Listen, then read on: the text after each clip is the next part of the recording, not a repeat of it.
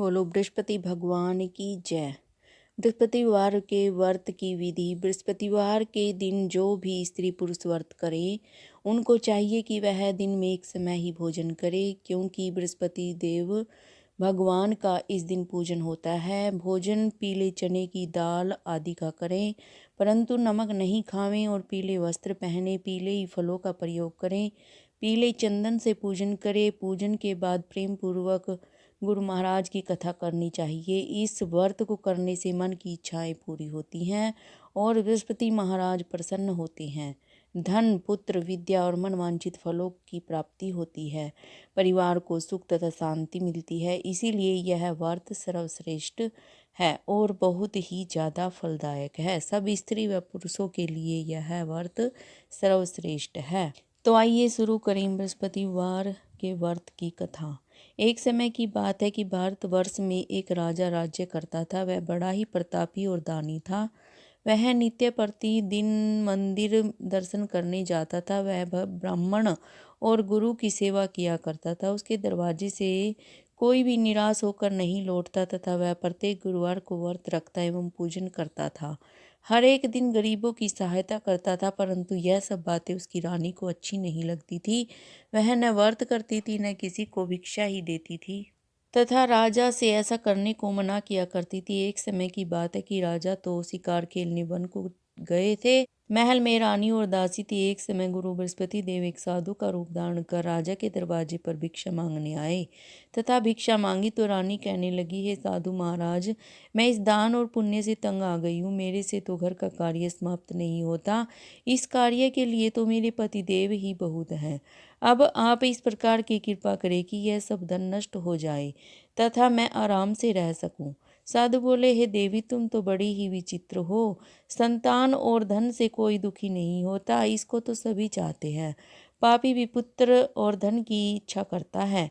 यदि आपके पास धन अधिक है तो भूखे मनुष्यों को भोजन कराओ, प्याऊ लगवाओ, ब्राह्मण को दान दो, धर्मशाला बनवाओ, कुआं, तालाब, बावड़ी, बाग बगीचे आदि के निर्माण कराओ। निर्धन मनुष्यों की सेवा करो और कुंवारी कन्याओं का विवाह कराओ और अनेक यज्ञ आदि धर्म कर्म करो। इस प्रकार के कर्मों से आपका कुल और आपका नाम परलोक में सार्थक हो जाएगा एवं स्वर्ग की प्राप्ति होगी। परंतु वह रानी इन बातों से खुश नहीं हुई। वह बोली, हे महाराज, मुझे ऐसे धन की भी आवश्यकता नहीं जिसको और मनुष्यों को दान दूं तथा जिसको रखने उठाने में मेरा सारा समय ही बर्बाद हो जावे।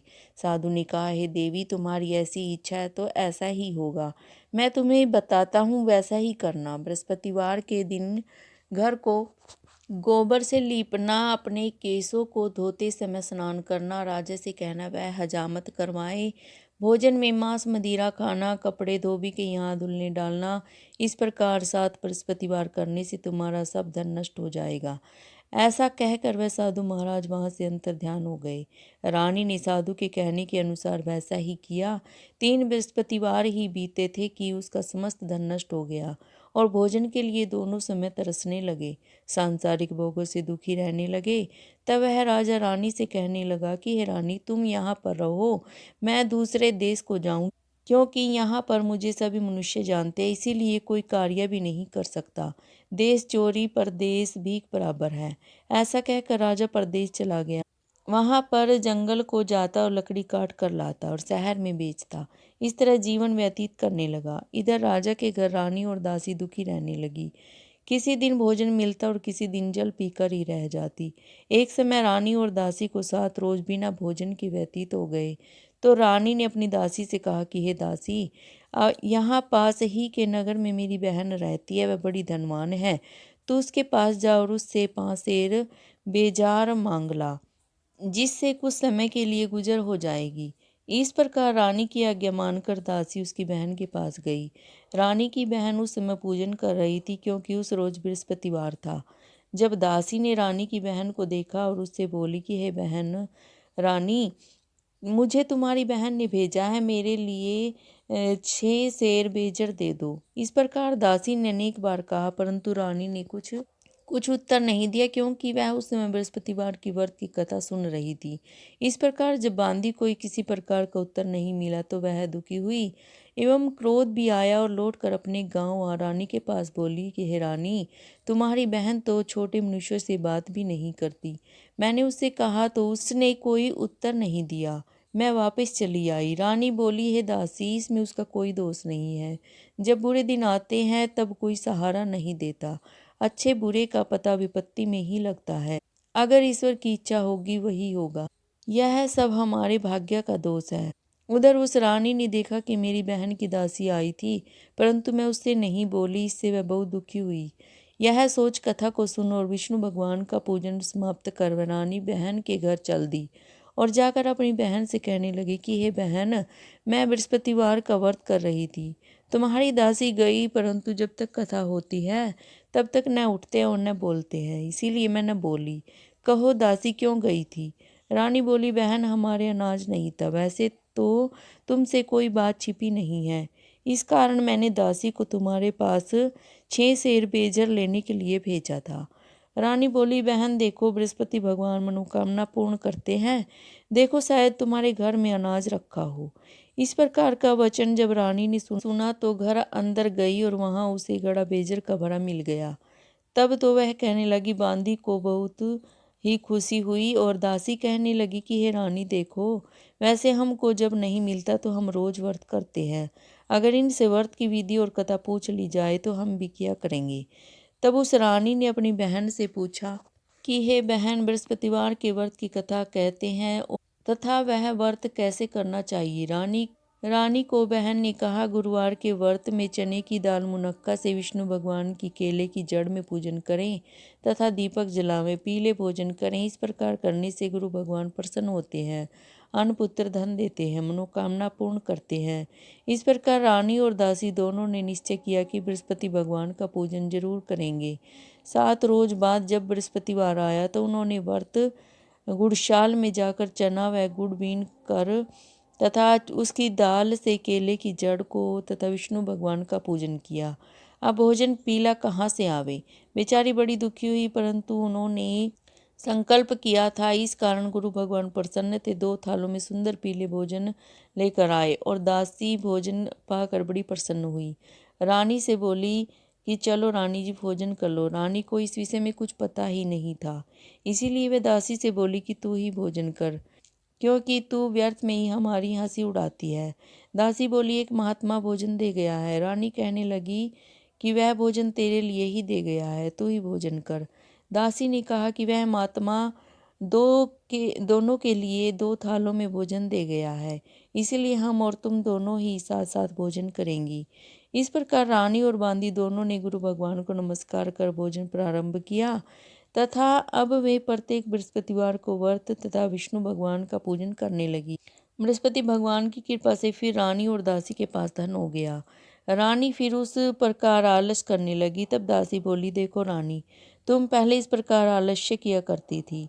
तुम्हें धन के रखने में कष्ट होता था, इस कारण सभी धन नष्ट हो गया था। अब गुरु भगवान की कृपा से धन मिला है, तुम्हें आलस्य होता है। बड़ी मुसीबतों के बाद हमने यह धन पाया है, इसीलिए हमें दान पुण्य करना चाहिए तथा भूखे मनुष्यों को भोजन कराओ, प्याऊ लगवाओ, ब्राह्मणों को दान दो, कुआं, तालाब, बावड़ी आदि का निर्माण करो, मंदिर पाठशाला बनवा कर दान दो, कुंवारी कन्याओं का विवाह करवाओ, पितर प्रसन्न होंगे।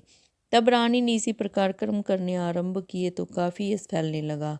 एक दिन रानी और दासी विचार करने लगे कि न जाने राजा किस प्रकार से होंगे, उनकी कोई खबर नहीं है। गुरु भगवान से प्रार्थना की और भगवान ने रात्रि में राजा को सौपन में कहा कि हे राजा, उठ, तेरी रानी तुझको याद करती है, अपने देश को जा।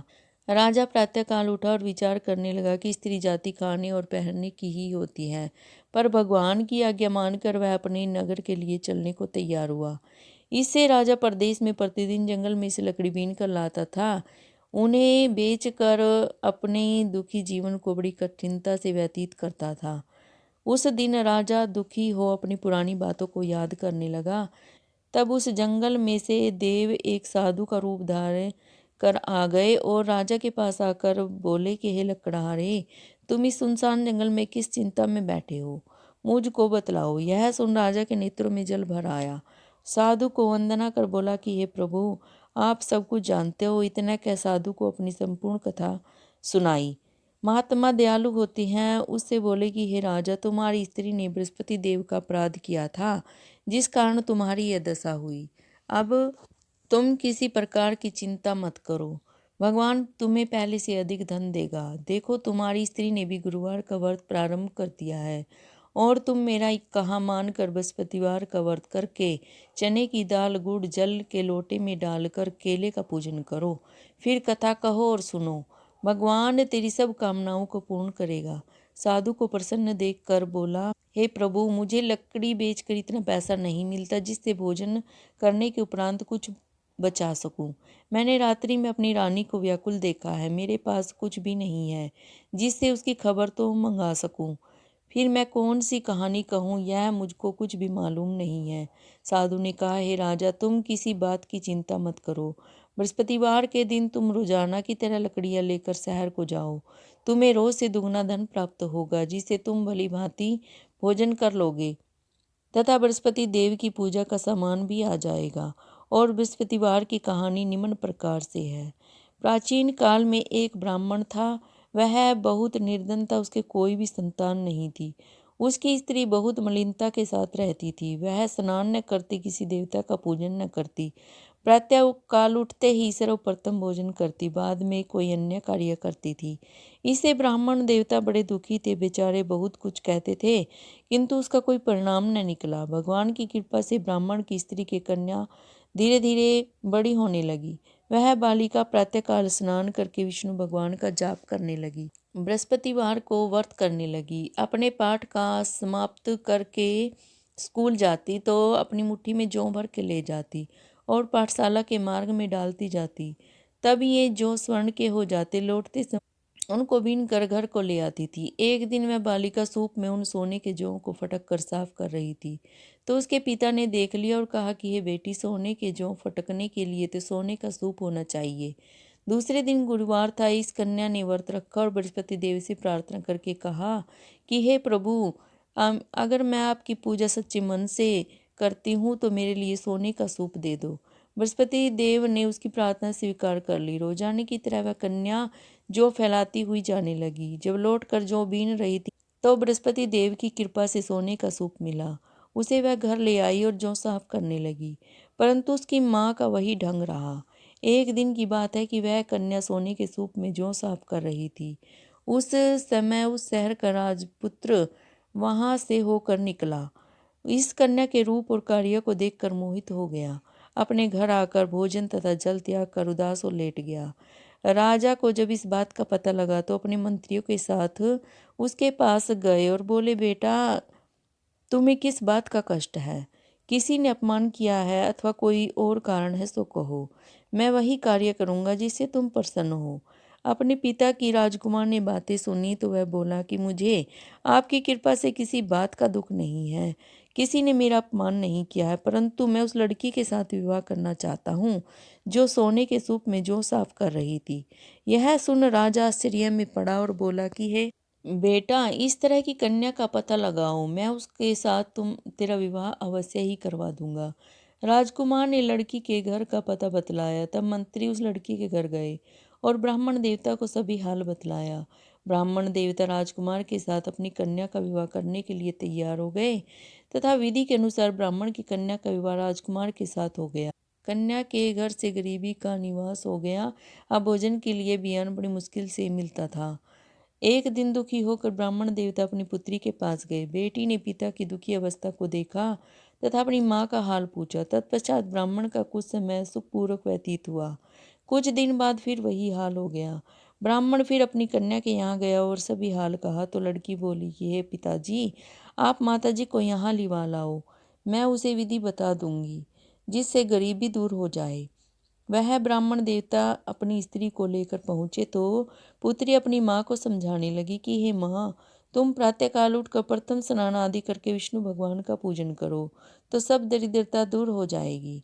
परंतु उसकी माँ ने एक भी बात नहीं मानी और प्रातःकाल उठकर अपनी पुत्री व बच्चों के जूठन को खा लिया। एक दिन उसकी पुत्री को बहुत गुस्सा आया और एक रात कोठड़ी से सभी सामान निकाल दिया और एक रात अपनी माँ को उसमें बंद कर दिया। प्रातःकाल उसमें से निकाल कर स्नान आदि करा के पाठ करवाया तो उसकी माँ की बुद्धि ठीक हो गई और प्रत्येक बृहस्पतिवार को व्रत करने लगी। उस व्रत के प्रभाव से उसकी माँ भी बहुत धनवान और पुत्रवती हो गई। बृहस्पति जी के प्रभाव से स्वर्ग को प्राप्त हुई तथा ब्राह्मण भी सुख पूर्वक इस लोक के सुख भोग कर स्वर्ग को प्राप्त हुए। इस तरह कहानी कहकर साधु देवता वहां से लोप हो गए। धीरे धीरे समय व्यतीत होने पर फिर वही बृहस्पतिवार का दिन आया। राजा जंगल से लकड़ी काट कर किसी शहर में बेचने गया तो उसे उस दिन से अधिक पैसा मिला। राजा ने चना गुड़ आदि लाकर गुरुवार का व्रत किया। उस दिन से उसे सभी क्लेश दूर हुए, परंतु जब दोबारा गुरुवार का दिन आया तो बृहस्पतिवार का व्रत करना भूल गया। इससे बृहस्पति भगवान नाराज हो गए। उस दिन उस नगर के राजा ने विशाल आयोजन किया था तथा शहर में यह घोषणा कर रखी थी कि कोई भी मनुष्य अपने घर भोजन न बनावे, समस्त जनता मेरे यहाँ भोजन करने आए। राजा की आज्ञा को जो न मानेगा उसके लिए फांसी की सजा दी जाएगी। इस तरह की घोषणा संपूर्ण नगर में करवा दी गई। राजा की आज्ञा अनुसार शहर के सभी लोग भोजन करने गए, लेकिन लकड़हारा नहीं पहुंचा। राजा के कर्मचारी उसको अपने साथ ले जाकर भोजन करा रहे थे। रानी की दृष्टि उस खूंटी पर पड़ी, उस पर जिस पर उसका हार लटका हुआ था। वह वहां पर दिखाई नहीं दिया। रानी ने निश्चय किया कि मेरा हार मनुष्य ने चुरा लिया है। उसी समय पुलिस को बुलाकर उसको जेल खाने में डलवा दिया। इस प्रकार राजा जेल खाने में पड़ गया और बहुत दुखी होकर विचार करने लगा कि न जाने कौन से पूर्व जन्म के कर्म से मेरे लिए दुख प्राप्त हुआ है, और उसी साधु की याद करने लगा जो कि जंगल में मिला था। उसी समय तत्काल बृहस्पति देव साधु के रूप में प्रकट हो गए और उसकी दशा को देखकर कहने लगे कि अरे मूर्ख, तूने बृहस्पति देवता की कथा नहीं की, इस कारण ये दुख प्राप्त हुआ है। अब चिंता मत कर, बृहस्पतिवार के दिन जेल खाने के दरवाजे पर 4 पैसे पड़े मिलेंगे, उनसे तू बृहस्पति देव की पूजा करना, तेरे सभी कष्ट दूर हो जाएंगे। बृहस्पतिवार के रोज उसे 4 पैसे मिले। राजा ने कथा कही। उसी रात्रि को बृहस्पति देव ने उस राजा को स्वप्न में कहा कि हे राजा, तुमने जिस आदमी को जेल खाने में बंद कर दिया है वह निर्दोष है, वह राजा है, उसे छोड़ देना। रानी का हार उसी खूंटी पर लटका हुआ है। तू ऐसा नहीं करेगा तो मैं तेरे राज्य को नष्ट कर दूंगा। इस तरह का रात्रि का स्वप्न को देखकर राजा प्रातःकाल उठा और खूंटी पर हार देखकर लकड़हारे को बुलाकर क्षमा मांगी और राजा को सुंदर वस्त्र आभूषण देकर विदा किया तथा गुरुदेव की आज्ञा अनुसार राजा अपने नगर को चल पड़ा। राजा जब नगर के निकट पहुंचा तो उसे बड़ा आश्चर्य हुआ कि नगर में पहले से अधिक बाग, तालाब और कुएं, बहुत सी धर्मशालाएं और मंदिर बने हुए हैं। राजा ने पूछा कि यह सब किसका बाग, धर्मशाला है। नगर के लोग कहने लगे कि यह सब रानी और बांदी के हैं। तो राजा को अब बहुत आश्चर्य हुआ और गुस्सा भी आया। जब रानी ने यह खबर सुनी कि राजा आ रहे हैं तो उसने बांदी से कहा कि दासी देख, राजा हमको कितनी बुरी हालत में छोड़ गए थे, वह हमारी ऐसी हालत देखकर लौट न जाए, इसीलिए तू दरवाजे पर खड़ी हो जा। आज्ञानुसार दासी दरवाजे पर खड़ी हो गई। जब राजा आए तो उन्हें अपने साथ लिवा लाई। तब राजा ने क्रोध करके अपनी तलवार निकाली और पूछने लगी कि यह बताओ कि यह धन तुम्हें कैसे प्राप्त हुआ। तब रानी ने कहा कि हमें यह सब धन बृहस्पति देव के इस व्रत के प्रभाव से प्राप्त हुआ है। राजा ने निश्चय किया कि 7 रोज बाद तो सभी बृहस्पति देव का पूजन करते हैं, परंतु मैं तो रोजाना दिन में 3 बार कहानी कहा करूंगा और रोज व्रत किया करूंगा। अब हर समय राजा के दुपट्टे में चने की दाल बंधी रहती तथा 3 बार कहनी कहता। एक रोज राजा ने विचार किया कि चलो बहन के यहाँ हो आए। इस तरह निश्चय कर राजा घोड़े पर सवार हो अपनी बहन के यहाँ चलने लगा। मार्ग में उसने देखा कि कुछ आदमी एक मुर्दे को लिए जा रहे हैं। उन्हें रोक कर कहने लगे कि अरे भाइयों, मेरी कहानी सुन लो। वे बोले, लो हमारा आदमी मर गया, इसे कहानी की पड़ी है। आदमी बोले, अच्छा कहो, हम तुम्हारी कथा भी सुनेंगे। राजा ने कथा करनी शुरू की। जब कथा आदि हुई कि मुर्दा हिलने लग गया और जब कथा समाप्त हो गई तो राम राम करके वह मनुष्य खड़ा हो गया। आगे मार्ग में एक किसान खेत में हल चलाता मिला। राजा ने उसे देख कर उसे बोले कि अरे भैया, तुम मेरी बृहस्पतिवार की कथा सुन लो। किसान बोला, जब तक मैं तेरी कथा सुनूंगा तब तक 4 हरैया जोत लूंगा। जा अपनी कथा किसी और को सुनाना। इस तरह राजा आगे को चलने लगा। राजा के हटते ही बैल पछाड़ खाकर गिर पड़े और उसके पेट में बहुत जोर से दर्द होने लगा। उस समय उसकी माँ रोटी लेकर आई। उसने जब देखा कि अपने पुत्र से सब हाल पूछा और बेटे ने सभी हाल कह दिया, तो बुढ़िया दौड़ी दौड़ी उस घुड़सवार के पास गई और उससे बोली कि मैं तुम्हारी कथा सुनूंगी, तू अपनी कथा मेरे खेत पर ही चल कर कहना। राजा ने बुढ़िया के खेत पर जाकर कथा कही, जिसके सुनते ही वह बैल खड़े हुए और किसान के पेट का दर्द भी ठीक हो गया। राजा अपनी बहन के यहाँ पहुंच गया। बहन ने भाई की खूब भगत की। दूसरे रोज प्रातःकाल राजा तो वह देखने लगा कि सब लोग भोजन कर रहे हैं। राजा ने अपनी बहन से कहा कि ऐसा कोई मनुष्य है जिसने भोजन न किया हो, मेरी बृहस्पतिवार की कथा सुन ले। बहन बोली, हे भैया, यह देश ऐसा ही है। पहले यहाँ लोग भोजन करते हैं, बाद में अन्य काम करते हैं। अगर कोई पड़ोस में हो तो देखा हूँ। वह ऐसा कहकर देखने चली गई, परंतु उसे कोई ऐसा व्यक्ति नहीं मिला जिसने भोजन नहीं किया हो। अतः वह एक कुमार के घर गई जिसका लड़का बीमार था। ऐसा मालूम हुआ कि उसके यहाँ 3 रोज से किसी ने भोजन नहीं किया था। रानी ने अपने भाई की कथा सुनने के लिए कुमार से कहा तो वह तैयार हो गया। राजा ने जाकर बृहस्पतिवार की कथा कही, जिसको सुनकर उसका लड़का ठीक हो गया। अब तो राजा को प्रसन्नता होने लगी। एक रोज राजा ने अपनी बहन से कहा कि हे बहन, हम अपने देश को जाते हैं, तुम भी तैयार हो जाओ। राजा की बहन ने अपनी सास से कहा तो सास बोली कि हाँ चली जा, परंतु अपने लड़कों को मत ले जाना, क्योंकि तेरे भाई की कोई औलाद नहीं होती है।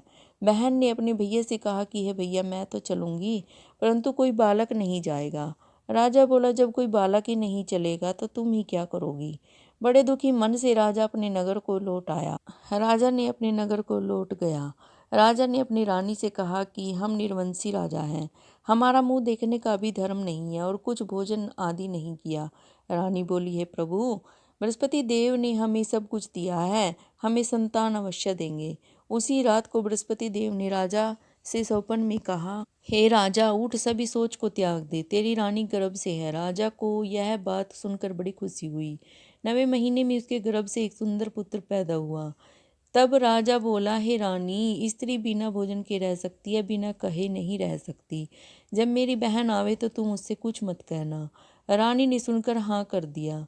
जब राजा की बहन ने यह शुभ समाचार सुना तो वह बहुत ही खुश हुई तथा बधाई लेकर अपने भाई के यहाँ आई। तभी रानी ने कहा कि घोड़ा चढ़कर नहीं आई, गधा चढ़ी आई। रानी की बहन बोली, भाभी, मैं इस प्रकार से न कहती तो तुम्हें औलाद कैसे होती। बृहस्पति देव ऐसे ही हैं, जैसी जिसके मन की कामनाएं होती हैं सभी को पूर्ण करते हैं। जो सद्भावना पूर्वक बृहस्पतिवार का व्रत करता है एवं कथा पढ़ता अथवा सुनता है और दूसरों को सुनाता है, बृहस्पति देव उसकी सभी मनोकामनाएं पूर्ण कर देते हैं। भगवान बृहस्पति देव उसकी सदैव रक्षा करते हैं। संसार में सद्भावना से भगवान का पूजन व्रत सच्चे हृदय से करते हैं तो उनकी सभी मनोकामनाएं पूर्ण करते हैं। जैसी सच्ची भावना से रानी और राजा ने उनकी कथा करी, गुणगान किया, तो उनकी सभी इच्छाएं बृहस्पति देव जी ने पूर्ण की थी। इसीलिए सब कथा सुनने के बाद प्रसाद लेकर जाना चाहिए। हृदय से उनका मन करते हुए जयकारा बोलना चाहिए। बोलो बृहस्पति देव भगवान की जय, बोलो विष्णु भगवान की जय।